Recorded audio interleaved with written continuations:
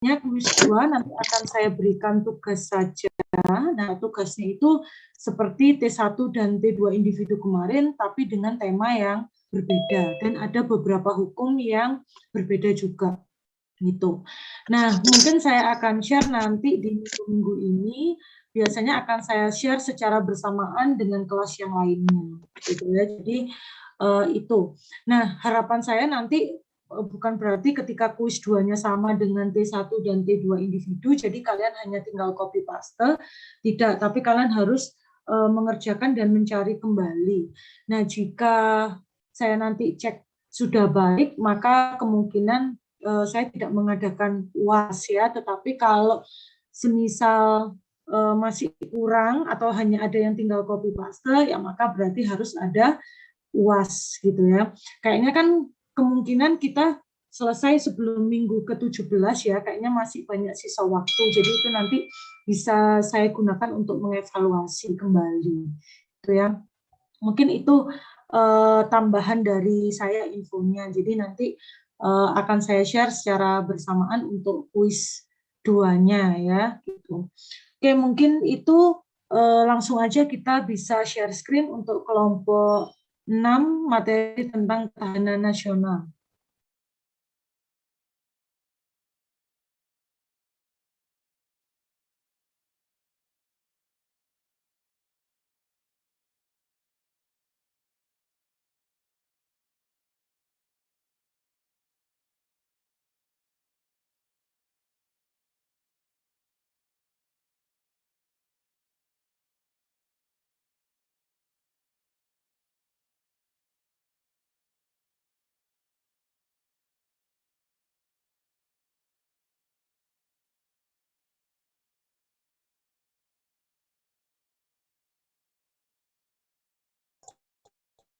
Mohon maaf belum terdengar ya suara.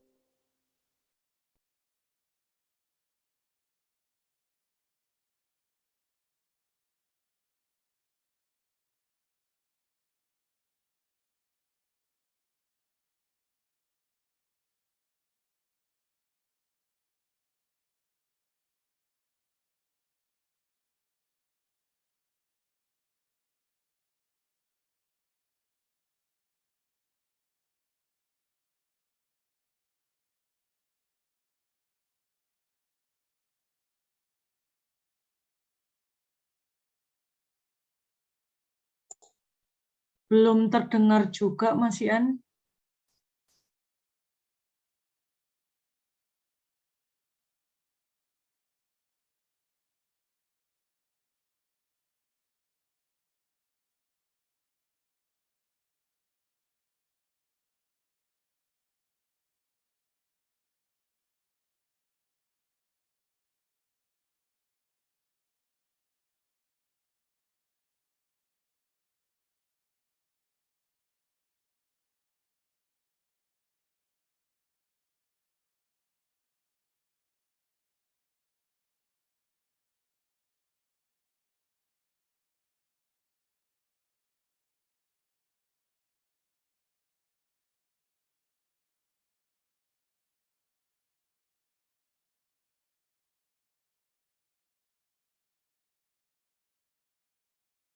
Yang lainnya silakan diaktifkan ya kameranya, karena ada beberapa tadi yang tidak mengaktifkan kamera. Dari awal nih, Ronald, kemana Ronald? Takutnya ketiduran nanti Ronald. Enggak, Bu. Enggak ya. Oke, baik, saya absen dulu. Silakan 3 pertanyaan untuk kelompok 6. Alisa. Hadir, Bu. Aziza. Hadir, Bu. Devi. Devina. Hadir, Bu. Erika. Hadir, Bu. Vidya. Vidya. Oh ya. Kayaknya mic-nya Devi kayaknya error dari tadi ya. Geraldo. Hadir, Bu. Herjuna. Kemana ini? Nggak ada kabar. Ismi. Hadir, Bu. Kilwi, Hadir, Bu. Margareta, Hadir, Bu. Dika, Nanda, Hadir, Bu. Nurrohma, Hadir, Bu. Nurus, Hadir, Bu. Putri, Hadir, Bu. Risma, Hadir, Bu. Rizky, Hadir, Bu. Ronald, Hadir, Bu. Salsabila, Hadir, Bu. Sofia, Hadir, Bu. Hiva. Hadir, Bu. Oke, baik, satu mahasiswa aja ya, nggak hadir hari ini. Oke, nanti saya isinya di activity control. Oke, saya akan share screen ya untuk materi hari ini, mungkin tambahan sedikit saja dari saya tentang ketahanan nasional. Ini sudah ada 3 pertanyaan, jadi silahkan didiskusikan ya. Oke, saya akan share screen untuk materi ketahanan nasional. Ini nggak tahu kenapa kamera saya kok hilang muncul. Oke, ketika kita bicara tentang ketahanan nasional, maka definisi dari ketahanan nasional itu merupakan kondisi dinamis suatu bangsa yang berisi keuletan dan ketangguhan yang mengandung kemampuan untuk mengembangkan kekuatan nasional dalam menghadapi dan mengatasi segala tantangan, ancaman, hambatan, serta gangguan baik yang datang dari luar dan dalam yang secara langsung dan tidak langsung membahayakan integritas, identitas, kelangsungan hidup bangsa dan negara, serta perjuangan mengejar tujuan nasionalnya. Jadi ketahanan nasional itu memang bersifat dinamis ya, berubah-ubah, karena kita tahu bahwa perkembangan zaman itu pun juga berubah ya, tergantung dari kondisinya. Nah, banyak sekali sebenarnya ketahanan nasional gitu ya yang bisa merusak ketahanan nasional baik yang di dalam maupun yang di luar. Nah, semisal dengan kecanggihan teknologi saat ini gitu ya. Bukan berarti kecanggihan teknologi ini 100% berdampak positif, tapi juga tidak berdampak 100% negatif. Tergantung dari pemakaian bagaimana kita menggunakan kecanggihan teknologi itu sebagaimana mestinya. Nah, semisal dengan adanya kecanggihan teknologi, maka kita dengan mudah mengupload data-data pribadi kita, ya, yang mana itu bisa disalahgunakan, gitu ya, dengan orang-orang yang tidak bertanggung jawab. Bahkan data-data penting pun juga bisa dibobol, gitu ya, dengan negara lainnya atau banyak sekali seperti hacker gitu. Nah, maka dari itu kita juga harus waspada dan itu juga bisa mengancam ketahanan nasional kita baik di dalam maupun di luar. Nah, di dalam itu juga sebenarnya cukup banyak gitu ya. Kalau kita lihat di beberapa berita kayak misal yang lagi marak misal pinjol gitu ya, pinjam online misal untuk hutang gitu ya, untuk mendapatkan hutangan uang. Nah, itu terkadang tidak perlu dengan ketentuan atau syarat yang cukup panjang ya, kecuali kalau di beberapa bank yang memang ketat, nah itu berbeda dengan yang pinjol-pinjol atau pinjam online ini. Nah, itu maka juga merupakan ancaman bagi ketahanan nasional kita ya di bidang ekonomi gitu. Karena akhirnya siapa yang akan bertanggung jawab gitu ya, karena KTP-nya pakai si A, tapi ternyata yang pinjam bukan A. Nah, maka kan itu harus ada penelusuran lebih lanjut. Nah, itu juga bisa mengancam ketahanan nasional kita. Nah, kayak tadi IT berarti kecanggihan teknologi, maka itu juga bisa mengancam ketahanan nasional kita. Karena ada beberapa data yang penting, misal di negara kita yang bisa dilihat oleh negara asing. Nah, itu merupakan ancaman juga untuk ketahanan nasional kita. Nah, selanjutnya di sini ada 3 wujud atau wajah konsepsi dari wawasan Nusantara, ketahanan nasional, yaitu ada metode, kondisi, dan juga doktrin. Jadi sebenarnya kenapa kita melihat ketahanan nasional itu sebagai kondisi terlebih dahulu sebenarnya. Jadi kita lihat bagaimana kondisi ketahanan nasional kita saat ini dan bagaimana caranya kita menggunakan metode. Dan untuk penyelesaiannya kita menggunakan doktrin. Ya. Jadi ada kondisi dulu, metode, dan lalu didoktrin. Nah, tadi ini sempat juga disampaikan oleh kelompok 6 yang mana Astagatra ya, unsur-unsur gitu ya, terbagi menjadi 2 yaitu Trigatra dan juga Pancagatra. Trigatra terdiri dari letak dan kedudukan geografi, keadaan dan kekayaan alam, keadaan dan kemampuan penduduk, sedangkan Pancagatra itu dilihat dari aspek ideologi, politik, ekonomi, sosial, budaya, pertahanan, dan keamanan. Jadi dari sinilah kita bisa lihat unsur-unsur yang mempengaruhi ketahanan nasional, gitu ya. Jadi seperti gatra keadaan dan kemampuan penduduk. Nah, di sini kita melihat bagaimana SDA atau SDM yang terkait dengan penduduk setempat, gitu. Sehingga ketika kekurangan, misal dengan lifestyle saat ini yang cukup tinggi, misalkan, maka dia merasa bahwa ingin mengikuti lifestyle tersebut. Nah, maka ini bisa akhirnya dia pinjol tadi ya, pinjam online yang mana akhirnya suku bunganya sangat tinggi. Ya. Itu akhirnya juga bisa mengancam ketahanan nasional kita. Jadi ketahanan nasional itu nggak cuma hanya dari serangan dari luar, tetapi juga bisa dari dalam negara kita sendiri. Dan itu pun nggak cuma hanya lingkup besar, tapi juga bisa di dalam lingkup kecil kita sendiri, gitu ya.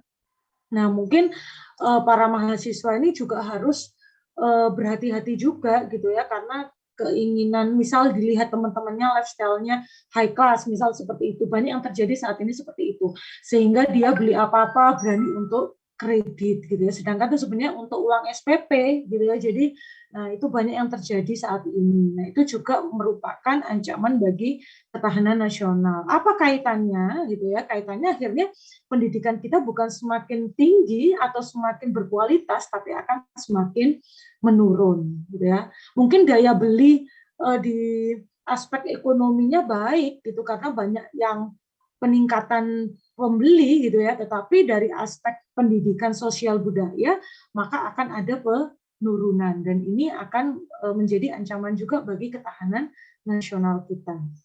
Nah, lalu di sini ada beberapa asas-asas ketahanan nasional, mulai dari kesejahteraan dan keamanan, komprehensif, kekeluargaan, mawas ke dalam dan keluar. Ya. Dan ada sifat dari ketahanan nasional itu sendiri, yaitu di mandiri, dinamis, wibawa, konsultasi, dan kerjasama. Mungkin hampir sama yang dijelaskan oleh kelompok 6 tadi. Nah, sehingga di sini, ini belum. Nah, di sini ada yang mempengaruhi unsur-unsur dari ketahanan nasional, tadi juga sama seperti kelompok 6, tapi dapat disimpulkan yaitu adanya Astagatra tadi ya. Ini pendapat dari beberapa para tokoh yang dia membagi unsur-unsurnya itu berbeda, tapi dapat kita simpulkan yaitu di Astagatra.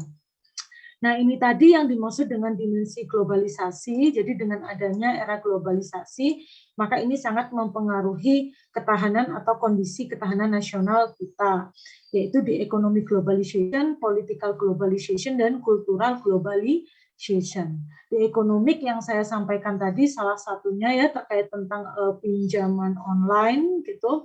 Itu salah satu contoh ya yang mungkin sering kalian dengar saat ini. Lalu political globalization, nah itu misalnya kemarin sempat rame-rame para mahasiswa turun ke jalan menyuarakan tidak memperbolehkan presiden 3 kali periode, yaitu termasuk merupakan ancaman untuk ketahanan nasional kita.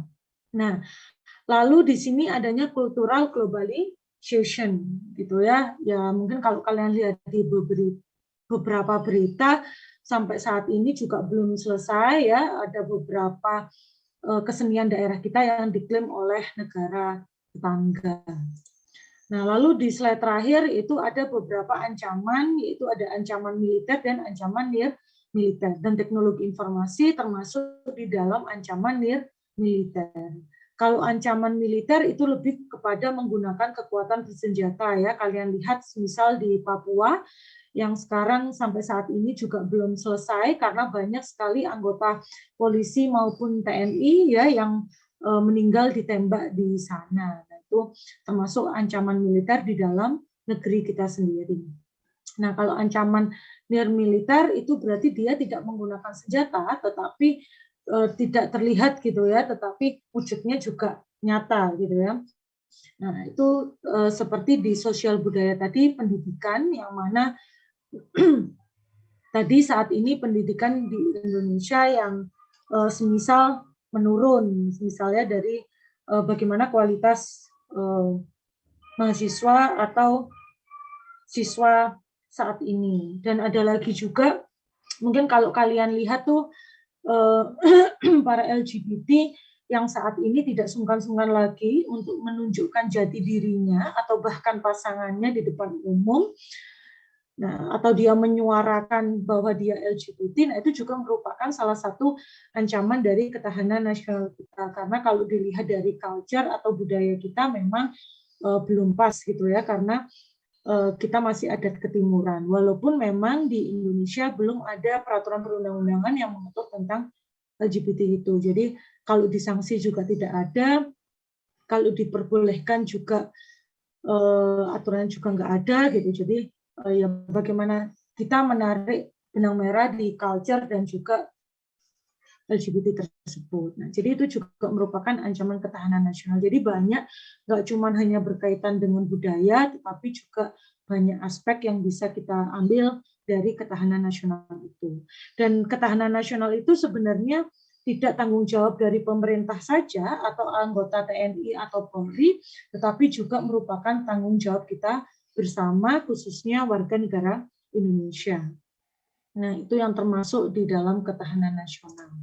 Oke, mungkin itu tambahan sedikit dari saya di compare tadi dengan kelompok 6. Kita lanjutkan aja untuk diskusi dari kelompok 6. Silakan.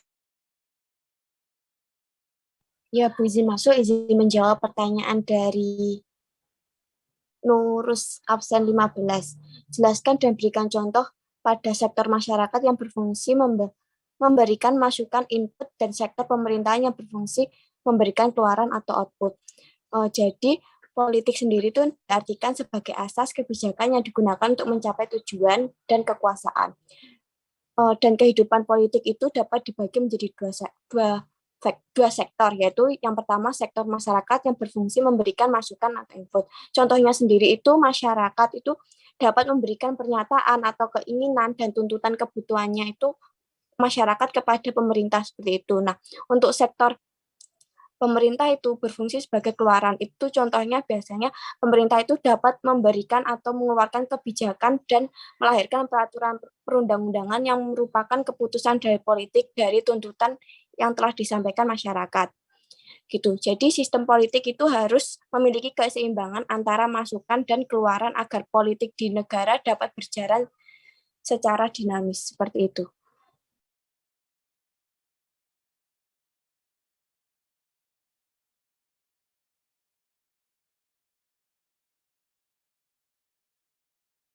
Absen 15 ya tadi ya? Iya, absen 15 Bu Nurus. Selanjutnya. Baik, kemudian saya akan menjawab pertanyaan dari Nurrohma Putri dengan nomor absen 14. Pertanyaannya yaitu, bagaimana cara menjaga ketahanan dan pertahanan ekonomi di saat masa pandemi saat ini pada pihak pemerintah dan kita sebagai masyarakat. Yang pertama, sebagai pemerintah memberi bantuan kredit berbunga rendah dan menyiapkan berbagai program agar UMKM bergeliat kembali. Salah satunya adalah kebijakan restrukturisasi dan subsidi bunga kredit. Kemudian pemerintah juga menempatkan dana di perbankan guna memutar roda perekonomian. Kemudian yang ketiga, pemerintah melakukan peminjaman kredit modal kerja untuk koperasi. Sebagai masyarakat, caranya yaitu yang pertama, hitung pemasukan dan pengeluaran per bulan, kemudian kelompokkan mana kebutuhan yang penting ataupun tidak penting. Kemudian kita harus mempunyai dana darurat untuk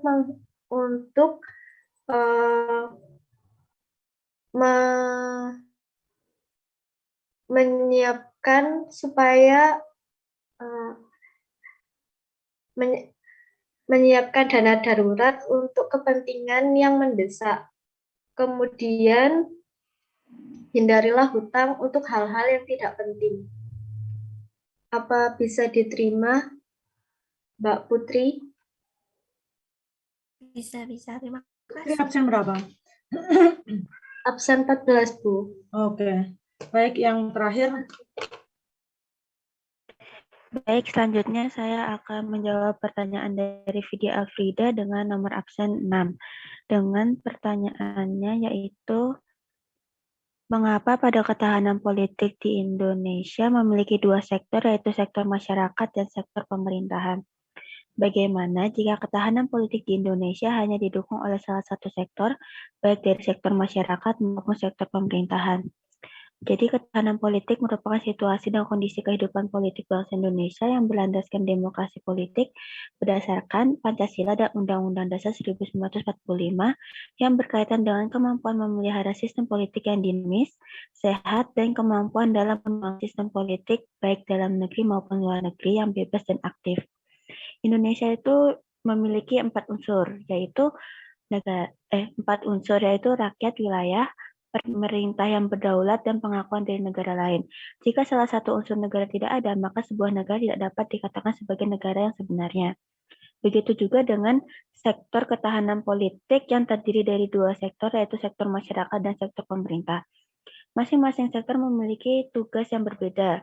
Masyarakat bertugas memberikan masukan berupa kritik, saran, ide, pendapat, aspirasi, atau yang bertujuan keinginan dan kebutuhan rakyat kepada pemerintah.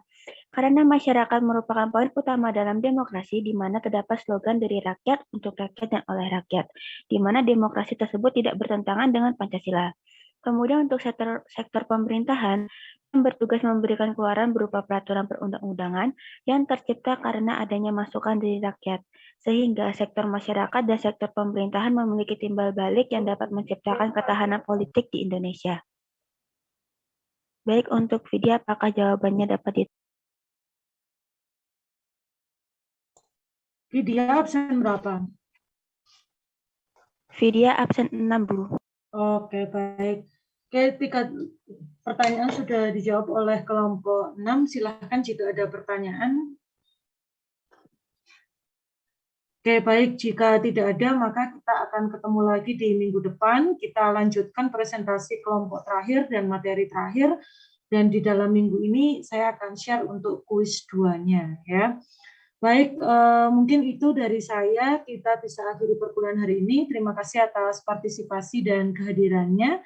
Saya akhiri. Wassalamualaikum warahmatullahi wabarakatuh. Waalaikumsalam. Terima kasih.